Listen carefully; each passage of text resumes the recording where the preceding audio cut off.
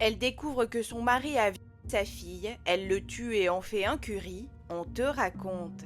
Abonne-toi, on publie une nouvelle affaire tous les jours. En 2011, à Karachi au Pakistan, les voisins de Zainab Bibi, 32 ans, appellent la police.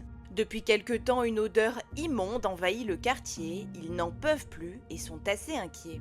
Les autorités sont alors envoyées sur place pour découvrir la source de cette odeur. Sur place, les enquêteurs découvrent une scène ignoble. Le corps du mari de Zainab, Ahmad Abbas, a été découpé en morceaux. Et Zainab était en train de tenter de cuisiner ses restes pour en faire un curry. La femme ne nie pas les faits, bien au contraire. Lors de son interrogatoire, elle affirme que son mari a sa fille de 16 ans. Folle de rage, elle a alors décidé de se débarrasser de lui pour de bon.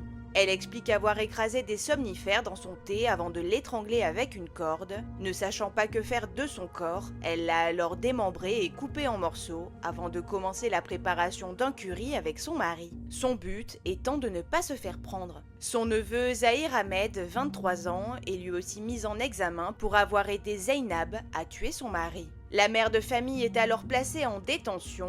Lors du procès en 2018, elle et son neveu sont tous deux reconnus coupables du meurtre d'Ahmad. Ils écopent alors d'une peine de prison à perpétuité. Mais quelques années plus tard, en 2022, la cour revient sur sa décision et ordonne la libération de Zainab et de Zahir. Aujourd'hui, tous les deux sont libres.